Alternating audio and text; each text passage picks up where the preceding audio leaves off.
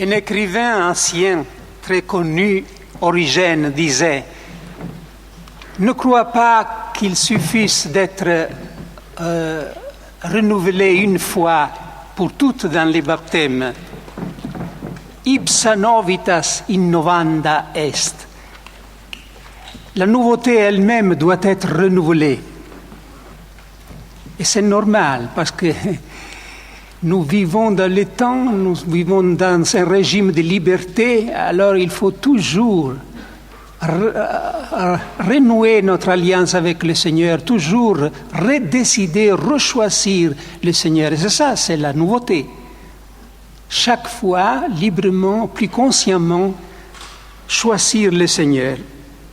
Continuons notre lecture du chapitre 2 des Actes des Apôtres.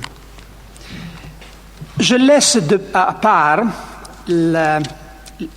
les versets dans lesquels Saint Pierre cite la prophétie de Joël, parce que ça touche les charismes et on m'a demandé de traiter demain matin ces thèmes des charismes, l'exercice, le discernement des charismes. Alors, je laisse de côté les versets 14 jusqu'à 21 et je continue la lecture à partir du verset 22. Hommes d'Israël, écoutez ces paroles. Je suis le Nazaréen, cet homme que Dieu a accrédité auprès de vous par les miracles, prodiges et signes qu'il a opérés par lui au milieu de vous, ainsi que vous le savez vous-même. Cet homme qui avait été livré selon le dessein bien arrêté et la prescience de Dieu, vous l'avez pris et fait mourir en le clouant à la croix par la main des impies.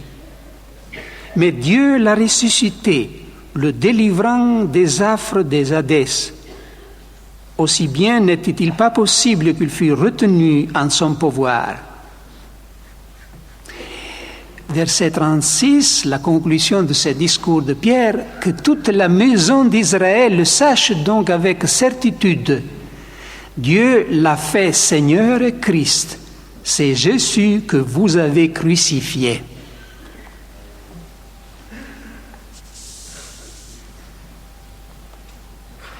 On a l'impression, en lisant ces chapitres, que Pierre était pressé d'éclairer certains doutes équivoques qui s'étaient produits à propos de la cause de cette ivresse, parce qu'il était pressé d'arriver au point, d'arriver à ce qui lui tenait au cœur. Et c'est pour ça qu'il attire de nouveau l'attention de l'auditoire. Hommes d'Israël, écoutez ces paroles. Et puis il prononce un nom. Je suis de Nazareth. Il faudrait revenir à ce moment-là, devenir contemporain de cet événement. Je suis de Nazareth était oublié pour la plupart d'entre les présents. Il était même inconnu. Il était à Jérusalem pour la fête de Pentecôte. Et même ceux de Jérusalem, oui, peut-être avaient entendu qu'il y avait quelques semaines, un certain Jésus de Nazareth avait été crucifié, mais Jésus était presque oublié. On pensait que c'était fini, c'était une affaire fermée. Et maintenant, Pierre prononce ces noms avec toute la puissance et le pouvoir de l'Esprit. Je suis de Nazareth. Et à ce moment-là, Jésus ressuscite. Jésus ressuscite dans l'échérygme. C'est l'échérygme qui le fait ressusciter. C'est comme un flambeau que Pierre jette entre l'auditoire. Bien sûr, nous croyons que le Christ est ressuscité dans la réalité, historiquement, mais il ne servait de rien que le Christ était vraiment ressuscité s'il était mort pour les gens, s'il était oublié. Maintenant, le Christ ressuscite dans l'échérygme. C'est l'échérygme, la parole, qui le fait revivre. Et parfois, j'ai même l'impression d'être là, de voir ces gens qui se demandent « Oh, il parle d'un certain Jésus, vous savez, celui que nos chefs ont mis à mort. » Et Pierre, lorsqu'il est bien sûr, on sait de quoi il veut parler, il lance des coups de tonnerre. Vous l'avez crucifié. Encore tâchons de devenir contemporains. Alors là, des personnes se sentent jetées en face ces accusations. Vous l'avez crucifié. Ils pouvaient très bien réagir et dire « Non, tu te trompes. Nous n'étions pas devant Pilate pour crier « Crucifige ». Nous n'étions pas sur les calvaires. Au contraire, ils se taisent. Parce que le Saint-Esprit est en train de faire son travail. Le travail que le Christ avait bien prédit. Lorsqu'il viendra, il convaincra le monde de péché. Et tandis que Pierre annonce le Christ en dehors, le Saint-Esprit travaille dans les cœurs des personnes. Vous l'avez crucifié, c'est terrible. Mais il y a tout de suite un autre coup de tonnerre, cette fois libérateur. Dieu l'a ressuscité. Dieu l'a ressuscité. Et puis cette conclusion, que toute la maison d'Israël sache, serait comme aujourd'hui dire que tout le monde sache. Ça, c'est une affirmation très autoritaire. Là, c'est l'autorité de la parole de Dieu. Ça, ce n'est pas la conclusion d'un syllogisme. Ça, c'est un parler en autorité. Que la maison d'Israël sache. Seulement Dieu peut parler de la sorte. Les hommes n'ont pas le droit de parler ainsi. Mais Pierre est plein de la puissance de l'Esprit et il sait qu'il peut parler dans cette autorité. Que la maison d'Israël sache que Dieu a constitué Seigneur et Christ, c'est Jésus que vous avez crucifié. Nous sommes là face au tout premier annonce. Et les exégètes remarquent que ce discours de Pierre garde assez fidèlement même le langage primitif de l'Église. Au temps où Luc écrit les actes des apôtres, on ne parlait plus de la sorte. On n'aurait jamais dit que Dieu a constitué Seigneur et Christ Jésus au moment de la résurrection des morts. Parce qu'à cette époque, on savait déjà que le Christ était déjà Messie par son incarnation, par son baptême dans le Jourdain. Mais là, c'est vraiment le langage primitif de l'Église, où la résurrection du Christ est le fondement de tout. Donc nous sommes vraiment en présence du tout premier annonce, et qui est le modèle aussi de toute évangélisation, de toute proclamation. Cette proclamation, ce discours charismatique de Pierre se termine par la proclamation de Jésus comme Seigneur. Seigneur et Christ.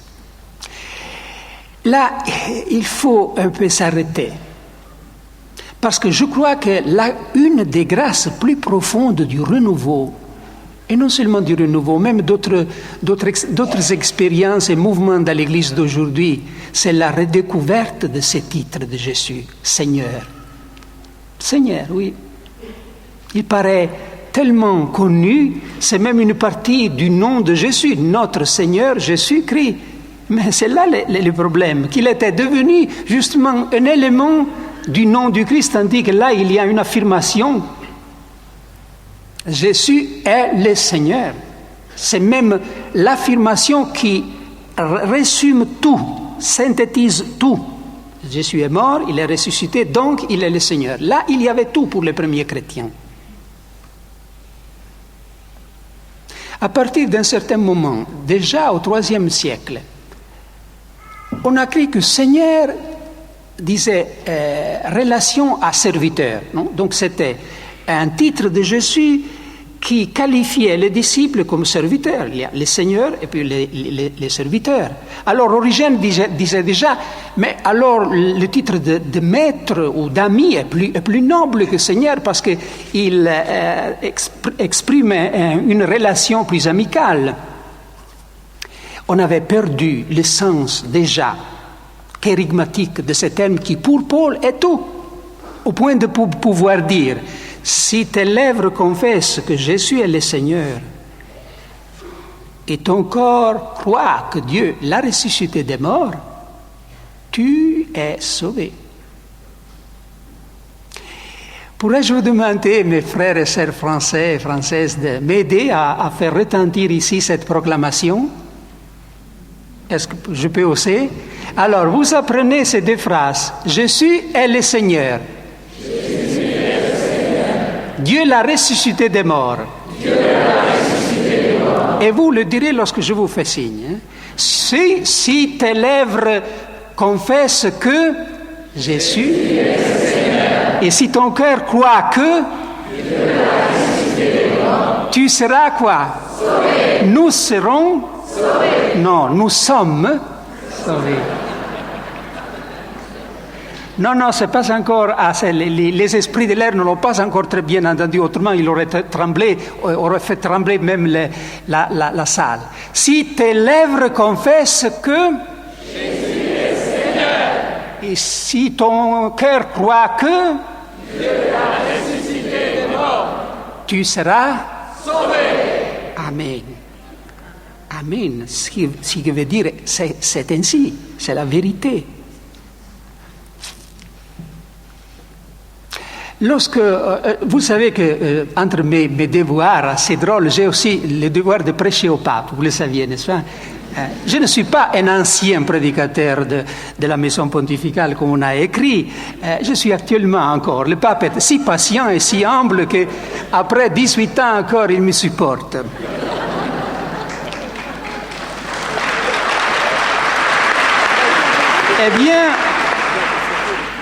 Eh bien, une fois, j'ai voulu donner un sermon le vendredi saint.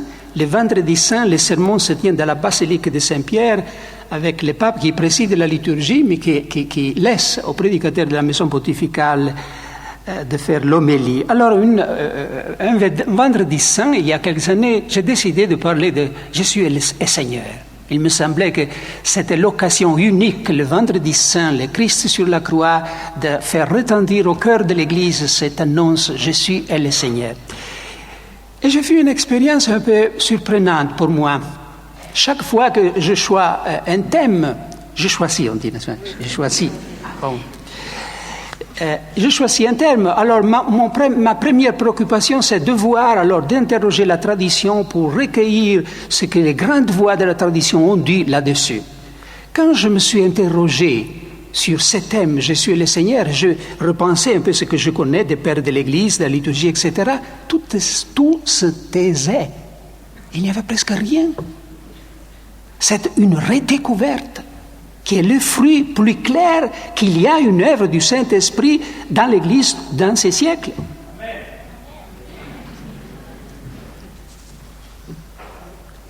Vous savez, mais les frères qui ont étudié le latin savent que même ces textes classiques dans lesquels on trouve la proclamation « Jésus est le Seigneur », Philippiens 2, 11, avait été mal traduit de sorte que ce n'était plus une proclamation.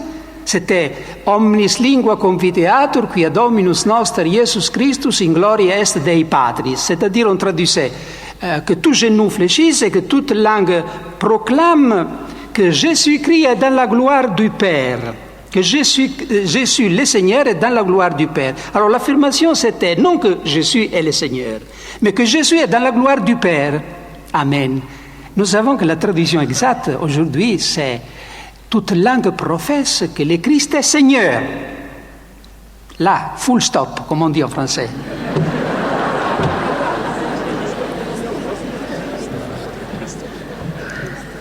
Et ça à la gloire du Père. Et ça à la gloire du Père. Non que simplement que le Christ, maintenant qu'il est ressuscité, il se trouve dans la gloire du Père. C'est une affirmation assez banale. Toute langue professe que Jésus est Seigneur. Et cela à la gloire du Père. Nous voyons donc comme le récit de Pentecôte, c'est une page formidable, c'est une somme de théologie pour l'Église. Tout à redécouvrir.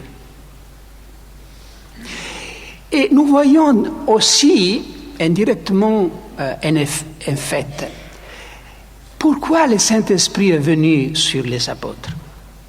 Évidemment, pour changer leur cœur, pour les sanctifier, pour les convertir, pour leur donner, les détacher de soi-même, le recentrer sur Dieu. Mais une fois qu'accompli ça, le but c'est de proclamer, lancer l'annonce sur Jésus-Christ. L'Esprit vient pour rendre l'Église capable, apte à la mission. Même la sanctification personnelle, les charismes, ne sont pas pour le bien-être de celui qui les reçoit. C'est pour équiper l'Église à porter l'annonce jusqu'aux dernières limites de la terre. L'annonce, donc. D'ailleurs, Jésus l'avait dit très clairement, vous allez recevoir la force de l'Esprit Saint et serez mes témoins. Pour ça, la force de l'Esprit, c'est pour être témoin de Jésus. La mission, donc. Il y a évidemment de formes différentes. On peut seconder cette mouvance de l'esprit qui pousse à proclamer Jésus de façon différente. Il y a une proclamation publique telle que celle de Pierre le jour de Pentecôte. Il y a aujourd'hui une proclamation officielle de l'Église, verbale, explicite, face à de grands auditoires. J'ai la chance aussi, je n'ai pas aucun mérite, mais j'ai la joie d'avoir l'occasion de pouvoir chaque semaine, le samedi soir, proclamer le nom de Jésus à 1,5 million de personnes à travers la première chaîne de la télévision italienne. J'ai un programme à la télévision italienne chaque samedi soir sur l'Évangile. Alors la joie la plus grande qui me récompense de l'effort terrible que ça demande, c'est de savoir, eh bien ce soir, le nom de Jésus va retentir aux oreilles de 1,5 million de personnes. Donc il y a de grandes occasions et il y a des petites qui ne sont pas moins importantes. Souvent, les vrais changements arrivent à ce niveau personnel, de témoignage personnel. Je dis ça pour que personne ne puisse dire, bien, j'ai reçu le Saint-Esprit, j'ai eu le baptême même de l'Esprit, mais je ne vois pas comment je dois évangéliser, quoi je dois faire. Non, le Seigneur Jésus ne laisse personne sans travail. Comment est-ce qu'on dit sans travail? Il y a maintenant en Europe chômage, il y a un chômage terrible, c'est le grand problème. Mais dans l'Église, il ne devrait pas y avoir ces problèmes de chômage. Combien les 20% maintenant de chômage dans certains pays, comme en Italie. Et dans l'Église, peut-être c'est pire. Je connais un négro spirituel, un chant spirituel des Noirs d'Amérique qui sont des chants particuliers, nés de la souffrance et d'une grande foi qui m'aident beaucoup. Souvent, je les cite, ces chants négro spirituels.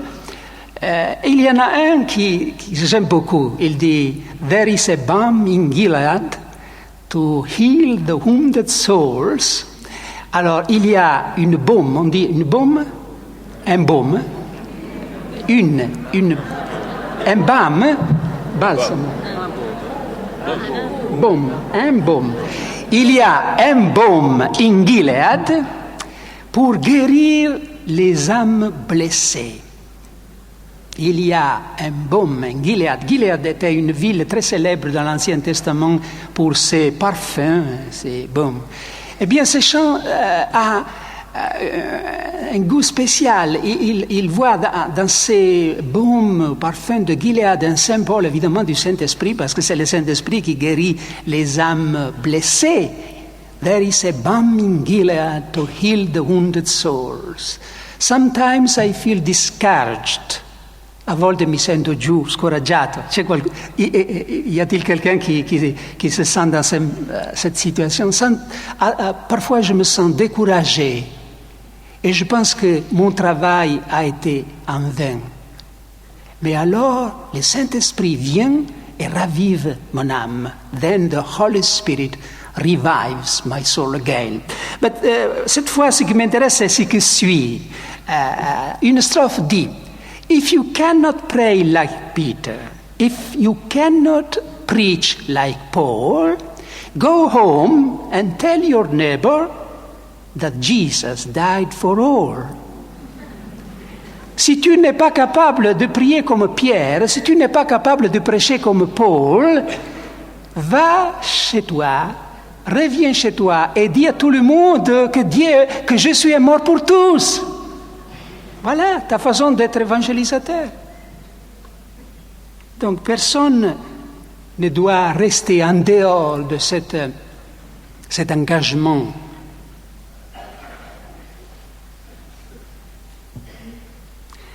Mais pour ça, c'était nécessaire que le Saint-Esprit vienne sur l'Église. Seulement après avoir reçu le Saint-Esprit, on voit Pierre, les 11, cette Église qui a une force irrésistible pour proclamer le nom de Jésus. Le Saint-Esprit, si nous voulons vraiment évangéliser, tâcher de réévangéliser la France, l'Europe, il faut recevoir la force d'anneau, il faut recevoir le Saint-Esprit, toujours l'avoir reçu, le recevoir de nouveau, même ces jours. Ça a été aussi mon expérience. Avant de recevoir cette nouvelle grâce du Saint-Esprit, j'enseignais à l'université de Milan, peut-être j'ai eu l'occasion déjà de mentionner, j'enseignais histoire des origines chrétiennes, j'étais même directeur d'un département de cette université. Et ma spécialité était précisément la christologie. J'avais fait mon doctorat à Fribourg, en Suisse, sur la christologie de Tertullien. Donc j'écrivais des articles sur le Christ selon Paul, Jean, les hellénistes, et puis, etc. Et puis j'ai connu le renouveau. On m'a tiré dans le renouveau, par les cheveux. Maintenant, je n'en ai plus, mais j'en avais.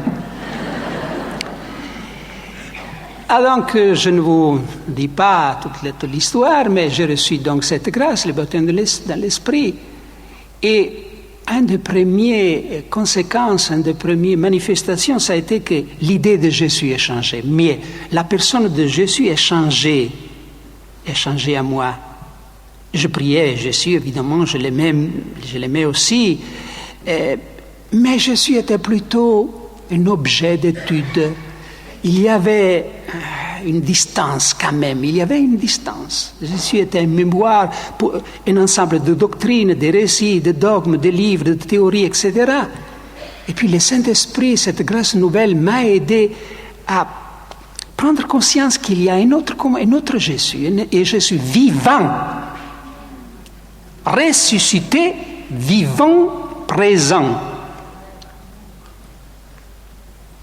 Je me rappelle qu'en lisant à ce moment le texte de Paul, Philippiens 3, lorsqu'il dit « J'ai tout quitté parce que j'ai trouvé cette sublime connaissance du Christ, qui est le Christ mon Seigneur, j'ai tout quitté, j'ai considéré tout comme de la balayure, afin que je puisse connaître lui. » À ce moment, ce pronom personnel, lui, me paraissait contenir plus vérité sur Jésus que tous les livres. Lui signifie le vrai Jésus, en chair et os. Est-ce qu'on dit en français en chair et os? Oui. Et os? Et os, oui. Oui, il y avait une différence. Si bien que depuis le Seigneur m'a fait faire un pas, m'a fait tout quitter l'université pour devenir simplement un prédicateur itinérant de l'Évangile.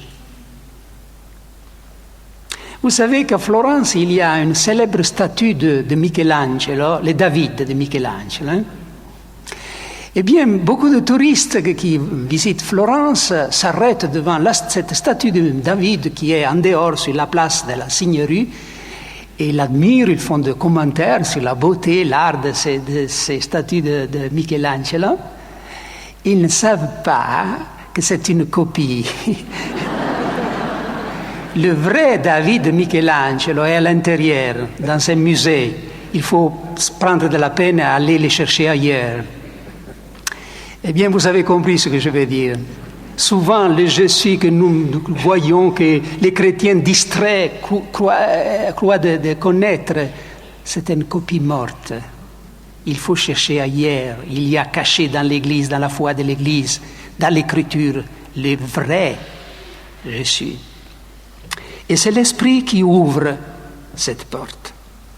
Alors, si tu professes avec tes lèvres que... Et si ton cœur croit que... Nous serons sauvés.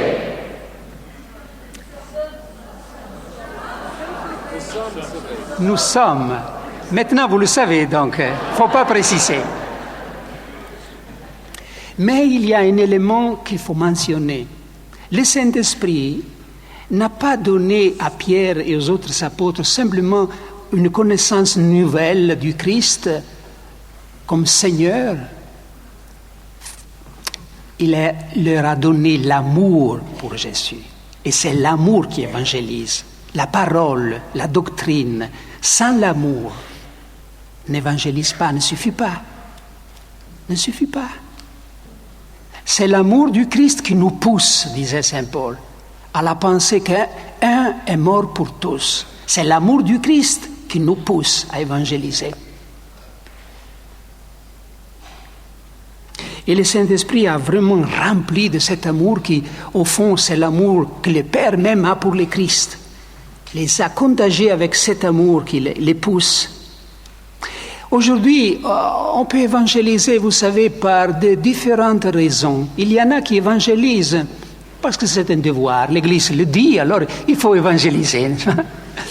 Il y en a d'autres qui évangélisent parce qu'ils croient, comme d'ailleurs l'Évangile le dit, que quand l'Évangile sera arrivé aux extrêmes limites de la terre, le Christ reviendra et ce sera fini, on fermera les portes et on s'en ira avec le Seigneur dans le bienheureux paradis.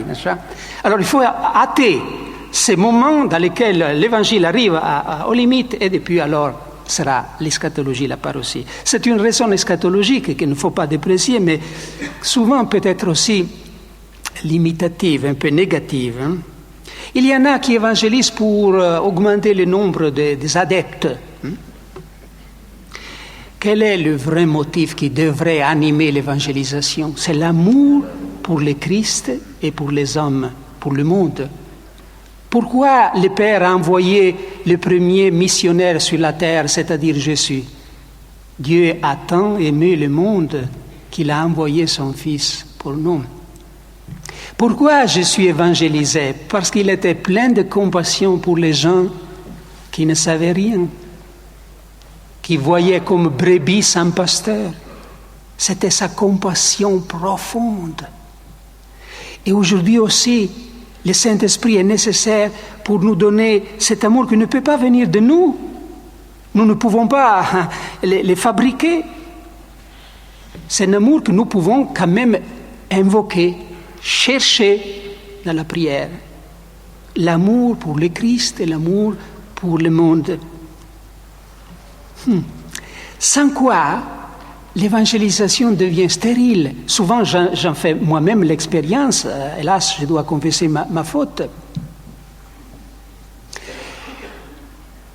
Si on est envoyé à prêcher, il faut se préoccuper, même dans sa petitesse, sa faiblesse, de demander au Seigneur de nous donner son amour pour le peuple auquel tu annonces la parole de Dieu. Autrement, les paroles seront des pierres que tu jettes contre les gens et qu'ils te renvoient. S'il n'y a pas l'amour, c'est l'amour, le canal qui fait passer la parole. Toujours, je suis un peu frappé par l'expérience de Jonas. Peut-être quelqu'un l'a lu quelque part, mais je n'ai pas peur de me répéter, vous savez. Je n'ai pas peur, parce que Jésus n'avait pas peur de se répéter. Il disait les mêmes choses souvent, Paul aussi. Jonas n'aime pas les Ninivites. Oh non, il ne l'aime pas du tout. D'abord, il essaie de s'enfuir, et puis vous savez, Dieu le ramène à Ninive, et il commence à prêcher. Et si vous remarquez, si vous lisez les livres de Jonas, vous verrez que lorsque Jonas annonce la destruction de Ninive, il est très éloquent. Il semble bien qu'il se réjouit. Encore 40 jours et Ninive ce sera fini, détruite. On perçoit une espèce de réjouissance là-dedans. Et puis vous savez, Dieu a compassion, les Ninivites se convertissent tout. Et Jonas entre en crise. Il devient triste. Il recule sous un arbre. Puis le Seigneur n'a pas fini sa leçon, donc fait sécher l'arbre. À quoi la révolte de Jonas éclate. Je vais mourir. Je savais déjà que tu es un Dieu qui pardonne toujours. Et Ninive, c'était l'ennemi de Jérusalem. Vous savez à quoi correspond aujourd'hui Ninive? Non? C'est un poisson de la terre aussi aujourd'hui, vous savez. C'est Bagdad. Alors, beaucoup voudraient même que se répète l'histoire de Jonas aujourd'hui, beaucoup d'Américains surtout. Eh bien, alors Dieu vient et commence à parler à Jonas. Et on voit clairement que Dieu a plus de la peine à convertir son prédicateur que tout le reste de Ninive. Est-ce que je ne devais pas pardonner ces gens qui ne savent pas distinguer la droite de la gauche? Alors Dieu doit s'excuser près de Jonas à cause de sa miséricorde. Et depuis, c'est un enseignement formidable dans ce livre de Jonas. Mais pour nous aussi, il faut faire attention si vraiment nous partageons l'amour du Christ, la miséricorde de Dieu, lorsque Dieu nous envoie quelque part à prêcher. Ce serait déjà assez pour ce soir, n'est-ce pas? Mais je dois encore vous dire quelque chose. Vivre dans la Pentecôte, c'est un peu comme être sur l'estrade. C'est vivre sous le feu et lumière. Feu et lumière. Bien, le dernier tableau alors du récit de la Pentecôte, écoutons-le d'abord. D'entendre cela, ils eurent le cœur transpercé et ils dirent à Pierre et aux apôtres, « Frères, que devons-nous faire ?» Pierre leur répondit, « Repentez-vous et que chacun de vous se fasse baptiser au nom de Jésus-Christ pour la rémission de ses péchés, et vous recevrez alors le don du Saint-Esprit. Car c'est pour vous qu'est la promesse, ainsi que pour vos enfants et pour tous ceux qui sont loin, et aussi un aussi grand nombre que le Seigneur notre Dieu les appellera. » Par beaucoup d'autres paroles encore, il les adjurait et les exhortait, « Sauvez-vous, disait-il, de cette génération dévoyée. » Et donc, accueillant la parole, se firent baptiser. Ils s'adjoignirent ce jour-là environ 3000 âmes. Ce qu'ici, c'est la description puis de la première communauté chrétienne qui est le fruit mûr de la Pentecôte. Donc, frères, que devons-nous faire? On m'a passé les questions que vous avez écrites ce matin, et une des questions qui revient souvent, c'est bien qu'est-ce qu'il faut faire? Nous avons reçu le Saint-Esprit, mais quoi manque? Pourquoi ne faisons-nous cette expérience brûlante de la nouveauté de l'Esprit? Il semble que tout continue comme avant. Est-ce qu'il y a un obstacle? Quelqu'un disait, est-ce qu'il y a un obstacle que nous ne connaissons pas? Oui, oui, il y a un obstacle bien précis. Les péchés. L'unique obstacle, les péchés qui empêchent l'action de l'esprit. C'est pour ça que maintenant nous voulons un peu méditer sur ces paroles. Ils eurent le cœur transpercé. Qu'est-ce que ça signifie? Que cette accusation, vous avez crucifié Jésus de Nazareth, il avait bien comprise, il avait appliqué à soi-même, ils étaient convaincus qu'ayant péché, ayant commis un péché dans leur vie, ils avaient crucifié le Seigneur. C'est la conviction intérieure de l'esprit qui convainc de péché. D'ailleurs, ils pouvaient se rappeler que les serviteurs de Dieu dans les prophètes Isaïe, on disait qu'il avait été écrasé par les fautes, les crimes des hommes.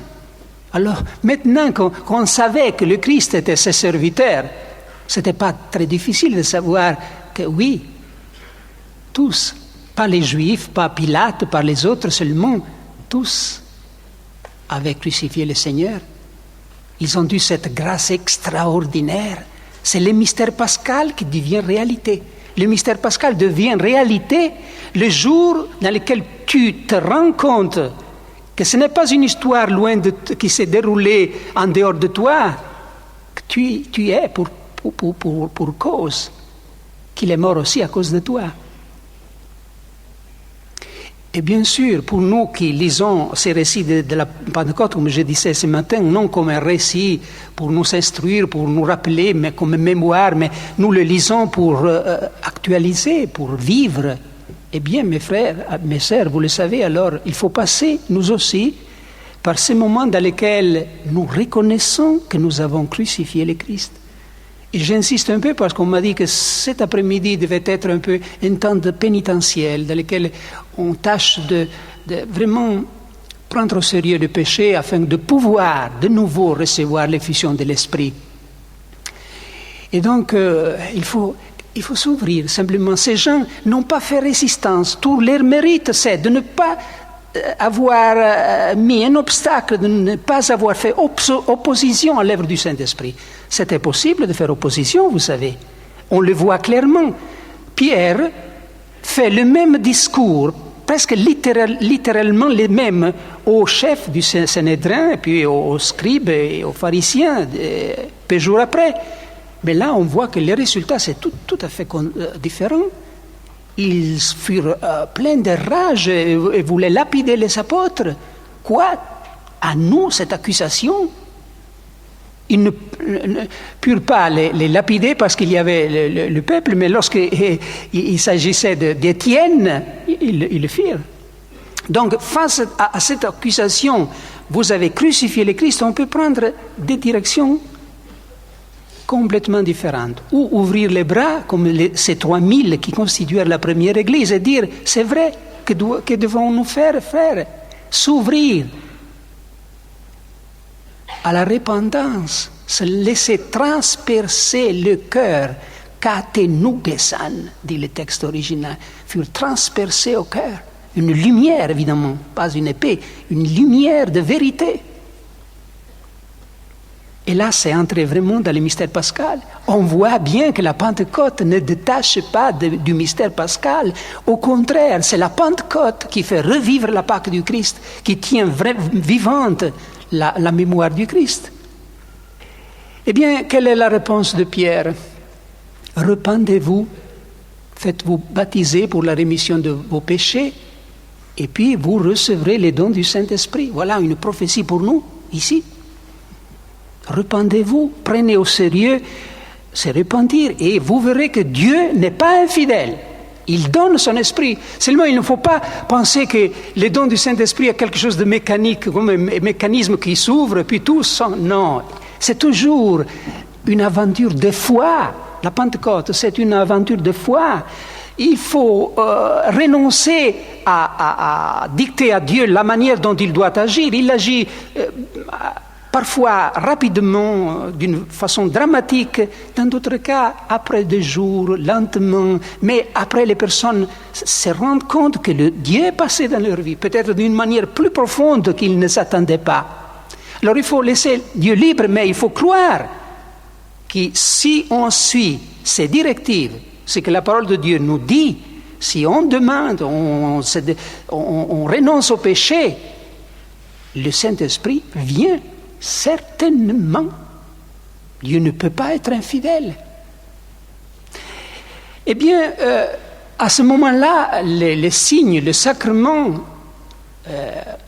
nécessaire pour marquer cette rénonciation était le baptême, parce qu'ils n'étaient pas encore baptisés. Nous sommes tous baptisés, n'est-ce pas, ici, à peu près. Alors, pour nous, il y aura une autre chance, ce que le Père appelait la deuxième table de sauvetage après le naufrage qu'on fait dans les péchés, qui est le repentir. Pour nous les catholiques, il y a un sacrement spécifique, le sacrement de la réconciliation, dans lequel nous entrons en contact avec le pouvoir du Christ ressuscité qui, à travers son esprit, détruit nos péchés, notre péché.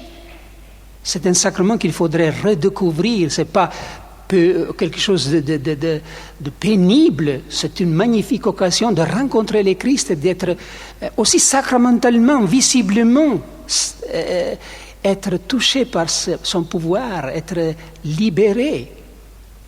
Mais pour tous, il y a c'est repentir, qui est évidemment la condition même du sacrement, cette repentance intérieure du cœur. Qu'est-ce que c'est que la repentance? Metanoia. Metanoeite, dit Pierre ce jour. Le même verbe que Jésus employa lorsqu'il commença à prêcher l'Évangile. Convertissez-vous, metanoeite. Littéralement, le terme signifie un changement, un renversement du jugement, de la manière de penser, de la mentalité. Alors, on pourrait dire que la repentance, c'est de laisser de côté mon vieil jugement, le jugement que je porte sur moi, sur le monde, sur l'Église, sur les groupes de prière, et puis de me former un nouveau jugement, une mentalité, une manière de penser un peu différente, peut-être plus pieuse, plus évangélique. Non, ce n'est pas encore la repentance. La repentance, c'est quelque chose de miraculeux, prodigieux. La repentance vraie, c'est lorsque j'abandonne mon jugement, ma manière de voir les choses, et j'accepte le jugement de Dieu. C'est entrer dans le jugement de Dieu, la repentance. C'est renoncer à tout jugement et accepter sur soi, sur les autres, sur le monde, le jugement de Dieu qui est l'unique vrai.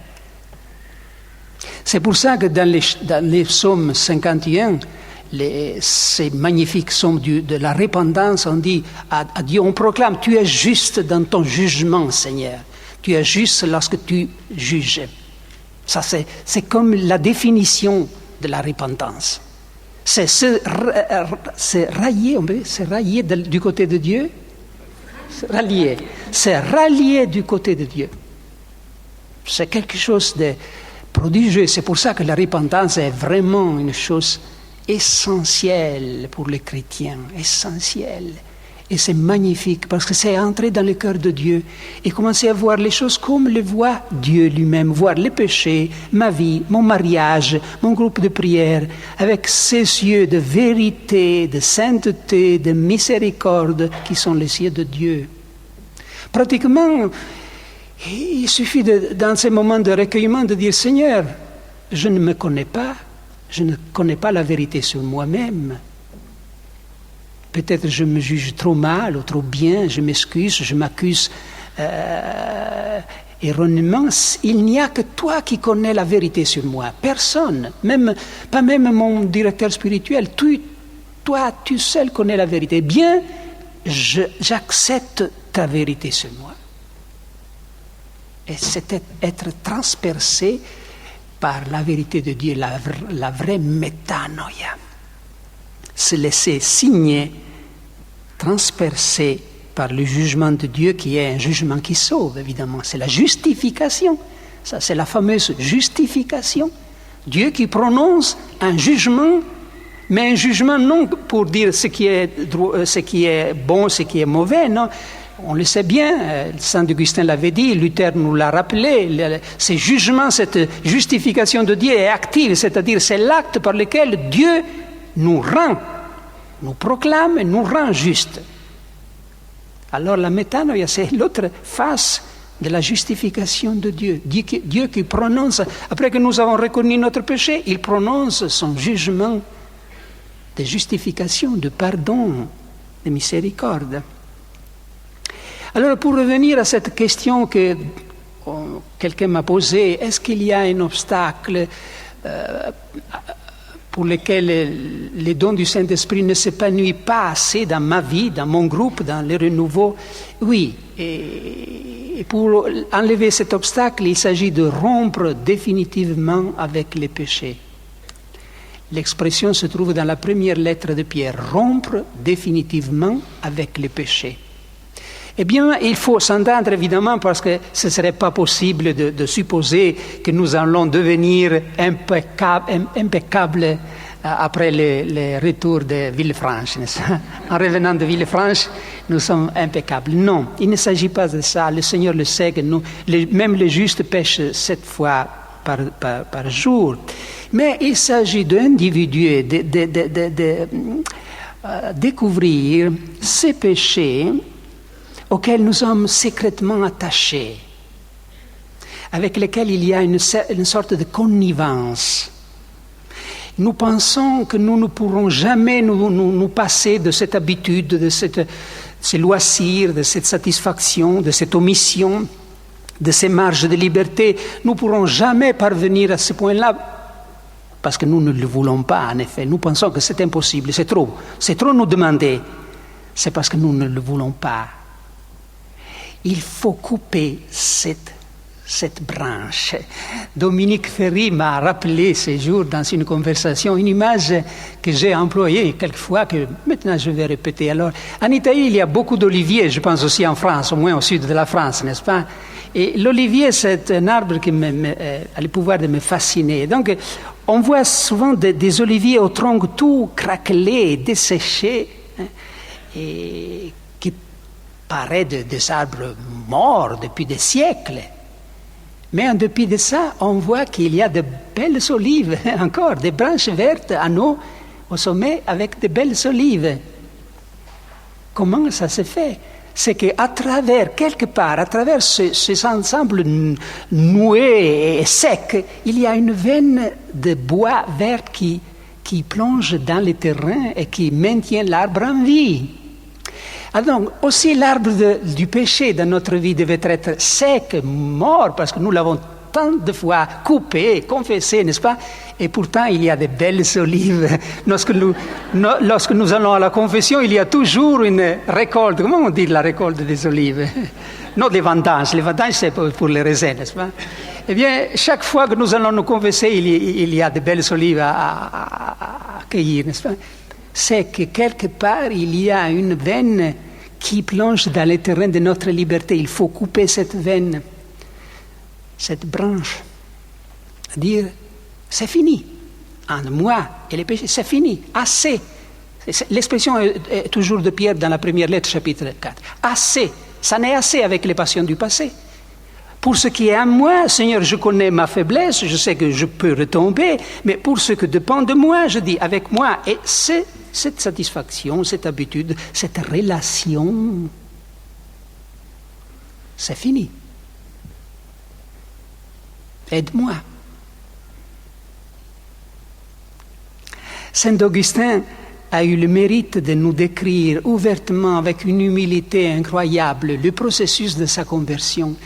Il dit qu'il y a eu un moment, et pour lui les problèmes, la branche verte, c'était, vous le connaissez, c'était les rapports avec la femme. Il pensait qu'il ne pouvait jamais vivre sans sa femme, sans être uni à une femme.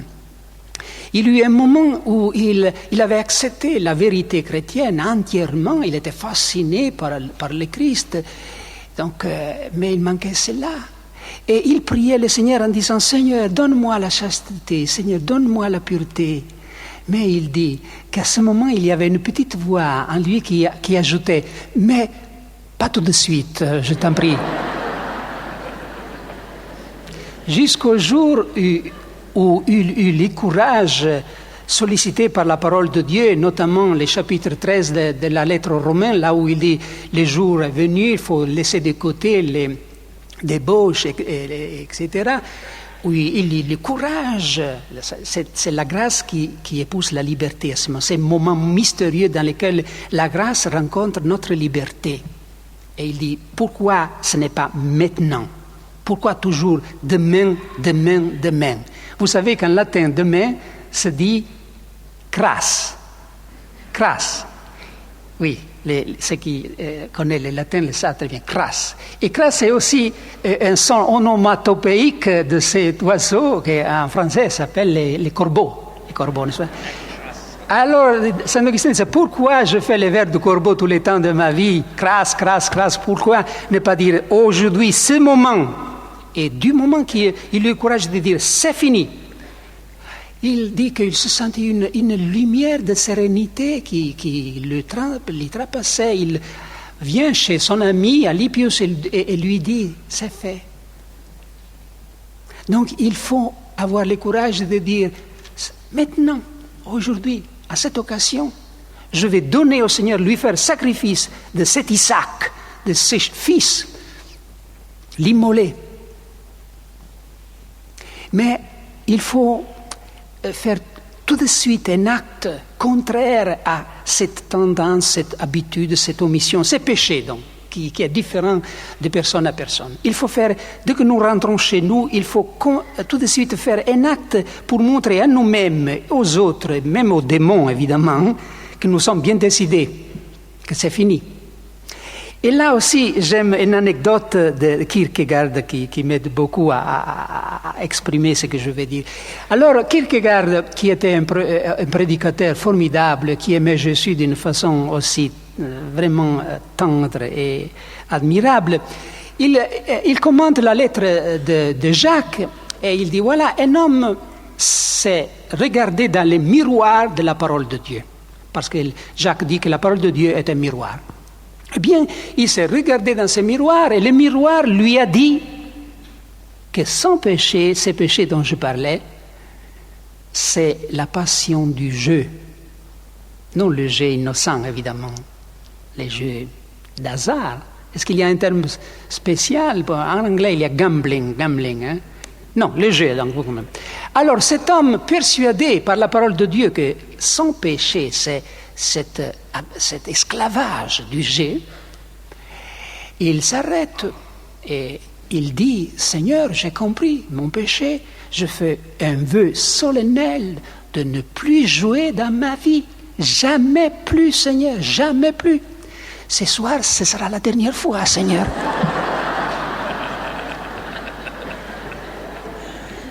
Évidemment, il n'a rien conclu. Il ne faut pas dire ce soir, il continuera toute la vie à dire ce soir, ce sera la dernière fois.